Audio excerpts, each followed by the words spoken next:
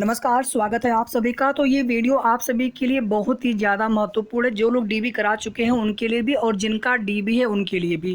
Please आप इस video को बिना स्किप किए पूरा देखिएगा और वीडियो को आप सभी प्लीज़ सभी लोग लाइक कर दिया करिए।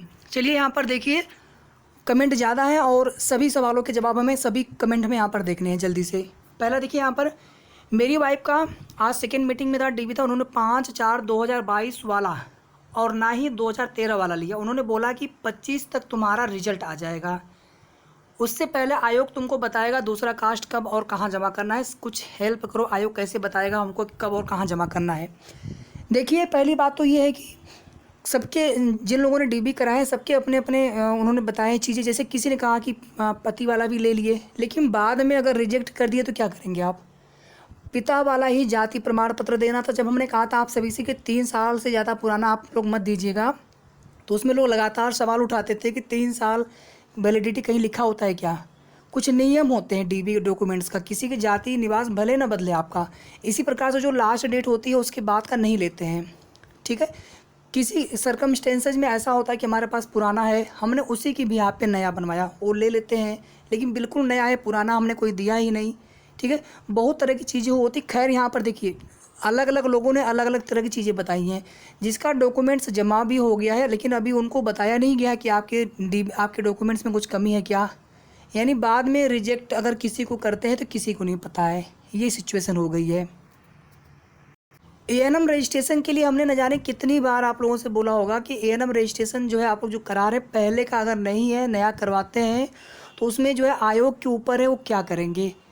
और जो लोग बिल्कुल स्लिप लेकर गए थे या जिनके पास एएनएम का रजिस्ट्रेशन है ही नहीं, उनको दिक्कत होने वाली है। जिनके पास है उनमें से भी बहुत सारे लोगों को जो है डीबी में वहाँ पे वो उनको मतलब ऑब्जेक्शन कर रहे हैं कि आपके पास 5/1/2022 के पहले का क्यों नहीं है, जबकि एएनएम रजिस्ट्रेशन में ऐसी कोई कंडीशन नहीं होनी चाहिए, लेकिन इन लोगों ने ऐसा कंडीशन भी दे रखा है। एक बार पूरा कमेंट देख लेते हैं जल्दी जल्दी। 5/1/2022 के बाद का कुछ भी मान्य नहीं होगा। मेरा छूट गया है, आप 18 तारीख को जाइएगा, आपका हो जाएगा। एक एप्लीकेशन लिख लेंगे आप। बहुत लोगों का छूट गया है, कोई दिक्कत नहीं होती है, बहुत आराम से हो जाता है, कोई दिक्कत नहीं होगी, आपका हो जाएगा।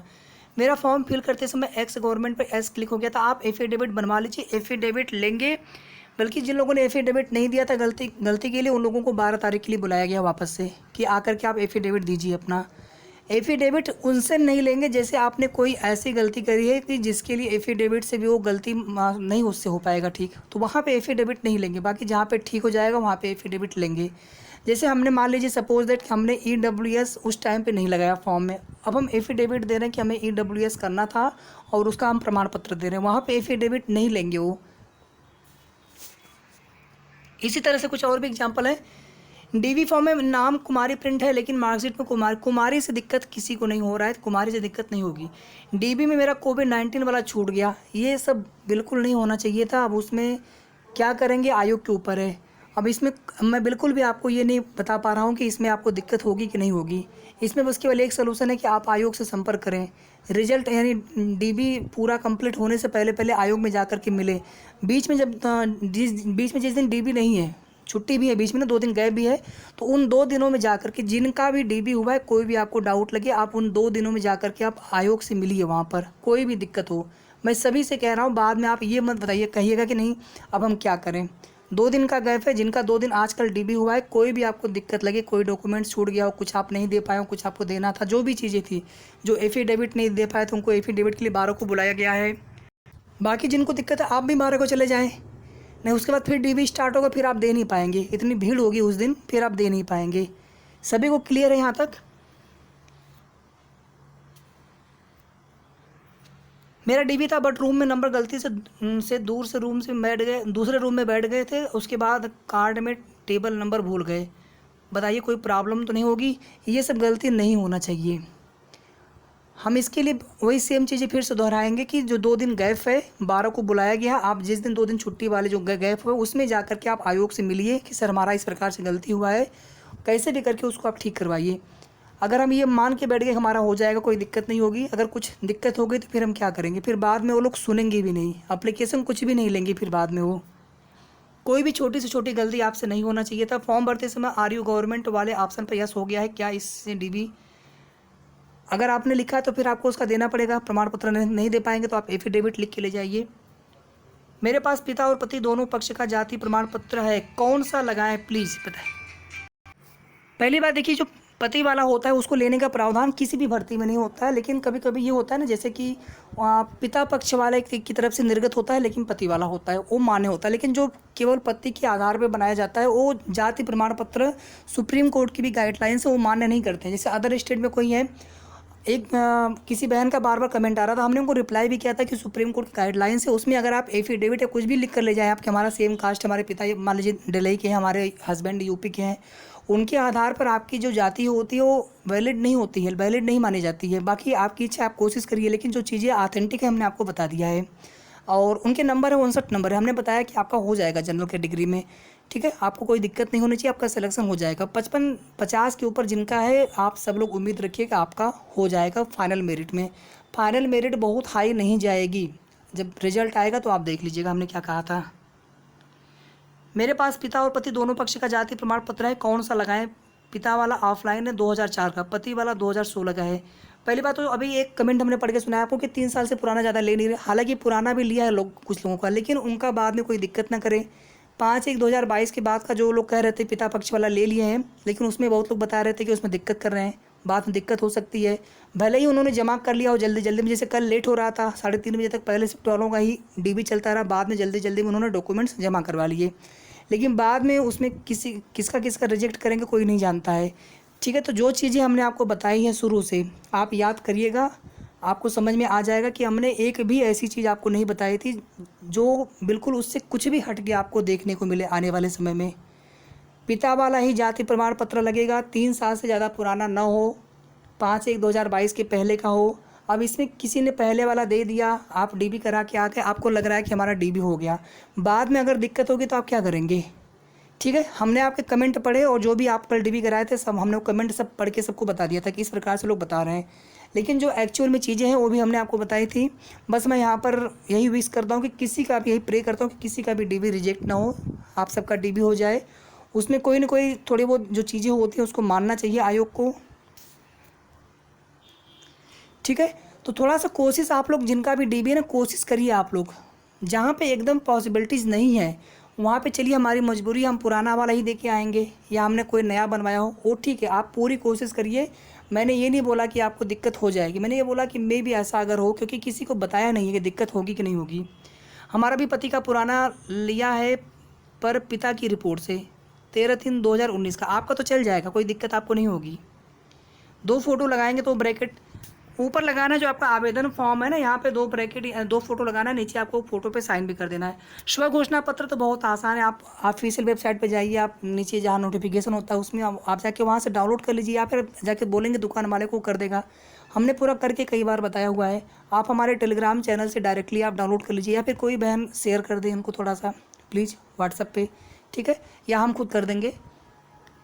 मेरा रजिस्ट्रेशन 18/2/2022 का है, 9/6/2022 को DBY बोले आप लोगों के लिए आयोग फैसला लेगा। ये देखिए मैं बोल रहा था कि जो ANM का रजिस्ट्रेशन है, जिनका 5/1/2022 की बात का रजिस्ट्रेशन आया हुआ है, ऐसे लोगों को जो है वहाँ पे बोल रहे हैं कि आयोग फैसला लेगा। रिजेक्ट नहीं करना चाहिए, अगर ऐसा करते हैं तो ये बहुत गलत होगा। इसमें ऐसा कोई रीज़न उनके पास नहीं होगा कि 5/1/2022 की बात क्यों नहीं मानेंगे आप। जाति निवास चलिए वो सब चीज़ें समझ में आती हैं, ANM का मार्कशीट सर्टिफिकेट रिजल्ट आपका वो समझ में आता है, लेकिन ANM रजिस्ट्रेशन के लिए इतना क्यों इस प्रकार से कंडीशन रख रहे हैं लास्ट डेट की, समझ में नहीं आ पा रहा है, ठीक है। इसके लिए आप लोग संगठित रहिए, आयोग से बात किया जाएगा उसमें मिल करके, और देखते हैं उसमें आके आयोग क्या डिसीजन लेता है। बहुत जल्द इस पर हम फिर से बात करेंगे। यदि मेरा कास्ट सर्टिफिकेट हस्बैंड साइड का रिजेक्ट करते हैं तो क्या मैं जनरल में जाऊँगी मेरे, देखिए इसके लिए मैं बिल्कुल आपको श्योरिटी नहीं दे सकता हूँ कि उसमें जनरल में आपको काउंट करेंगे।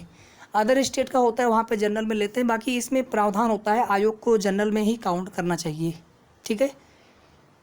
हमको बड़ा कन्फ्यूजन है एड्रेस को लेकर। एड्रेस आप अपना स्थायी एड्रेस जहाँ पर है, और एक आपने जो फॉर्म में भरा होगा, एक आप उसको अस्थाई में डाल दीजिए, एक आप अपने डाल दीजिए पत्र व्यवहार वाले में, 2 जगह भरना, अलग अलग 2 एड्रेस डाल दीजिए। एड्रेस की वजह से आपका DB रिजेक्ट नहीं होगा। जिसकी वजह से आपको दिक्कत होने वाली थी वो चीज़ें हमने आपको बहुत बार बताई हैं, चाहे वो जाति निवास को लेकर के EWS, अच्छा देखिए जो लोग कह रहे हैं EWS नहीं ले रहे, तो EWS सिर्फ उनका नहीं ले रहे हैं जो लोग फॉर्म में EWS आपने टिक नहीं किया था लेकिन आप अभी लेकर गए हैं, तो आपका वो मान्य नहीं करेंगे। 5/1/2022 के पहले का हो तभी लेंगे, और फॉर्म में आपने यस किया हो EWS पे। क्लियर, इसको जानिए पूरी तरह से, ठीक है। मुझे DB के लिए जाना चाहिए या नहीं, मेरा ANM का रिजल्ट, देखिए आपका रिजल्ट बाद में आया था, आपका वो मान्य नहीं होगा। DB के बाद भी क्या कोई कमी निकाली जाएगी? बिल्कुल निकाली जा सकती है, और इसका डर लगातार सभी के मन में है कि कुछ दिक्कत ना हो। कोई भी अगर आपने कमी की हो अपने DB में, जो आजकल जिनका DB हुआ है, आप जो 2 दिन की गैप उसमें जा कर के आयोग को जा कर के तुरंत आप अप्लीकेशन दे करके जो भी आपकी गलती है उसको आप सही करिए। एफिडेविट देना हो एफिडेविट दीजिए, जाति निवास कुछ भी छूटा हो, आपका कोई भी गलती हुई हो, आप जा कर के उसको सही करवाइए। मैं बिल्कुल आप सभी से बार बार कह रहा हूँ। फिर DB स्टार्ट होगा, फिर रिजल्ट पे वो लोग काम करेंगे, उसके पहले एक बार फिर से सबका DB सबका डॉक्यूमेंट चेक करेंगे उसमें, फिर शायद जो है मौका दे वो लोग, ठीक है, या हो सकता है कि बुलाएं, लेकिन मैं बिल्कुल श्योर होकर के नहीं कह सकता हूँ।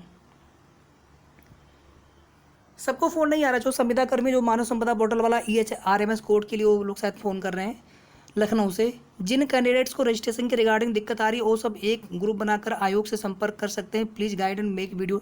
जी बिल्कुल, मैं लगातार फिर से मैं बात करूँगा इसको लेकर के, अभी हमने इसी को लेकर के बात भी किया है पहले भी।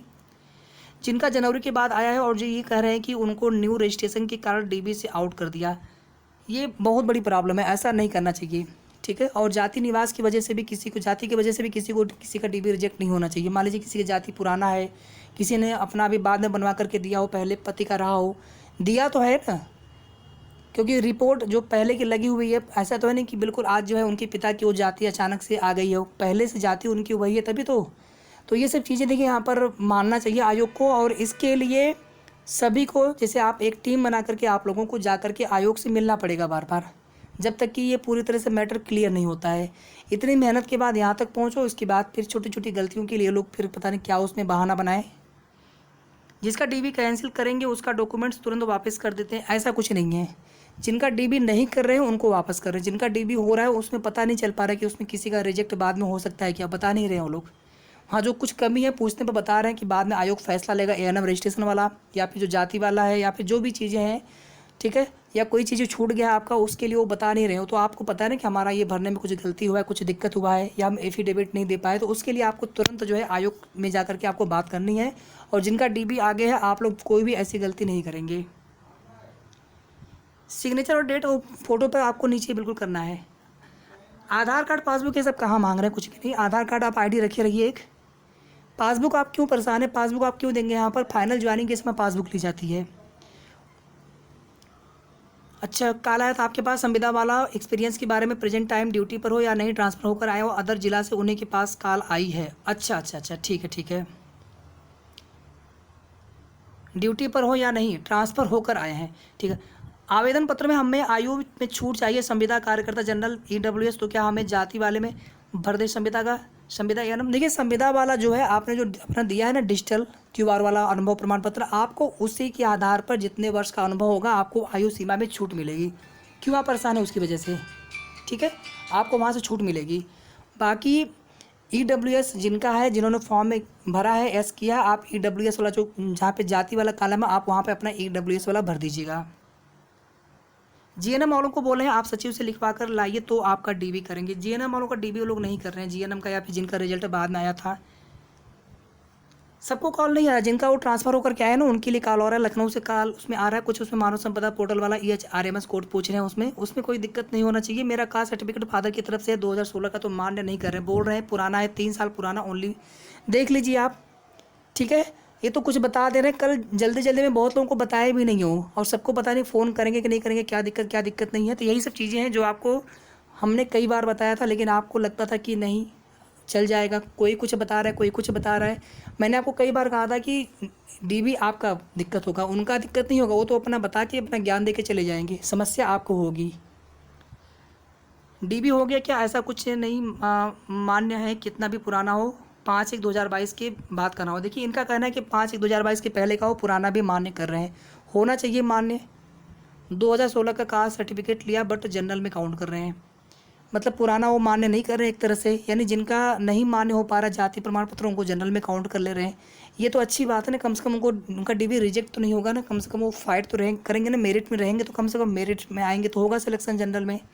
जिनका कुछ EWS है या जिनका जाति प्रमाण पत्र नहीं है वैलिड, तो उनको अगर जनरल में काउंट कर लेते हैं तो हस्बैंड का या फादर का ही देना क्या जनरल में काउंट कर रहे हैं, तो यहाँ पे उन्होंने बोला है कि जनरल में काउंट कर रहे हैं। अगर ऐसा होता है तो बहुत अच्छी बात। अदर स्टेट वाला हमने बता दिया है बिल्कुल वीडियो के स्टार्टिंग में ही।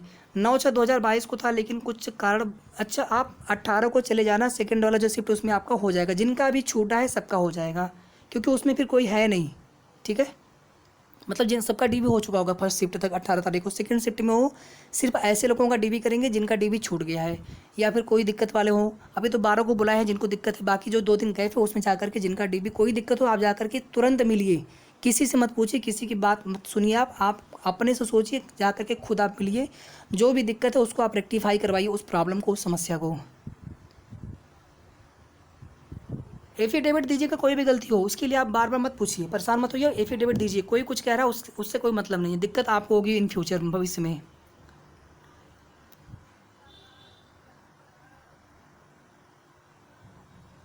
ठीक है, ठीक है। तो यहाँ पर ये पूरे कमेंट हो गए, और ये वीडियो अगर आपने पूरा नहीं देखा होगा, कोई दिक्कत अगर आपको बाद में होती है तो फिर आप जानिए उसके लिए।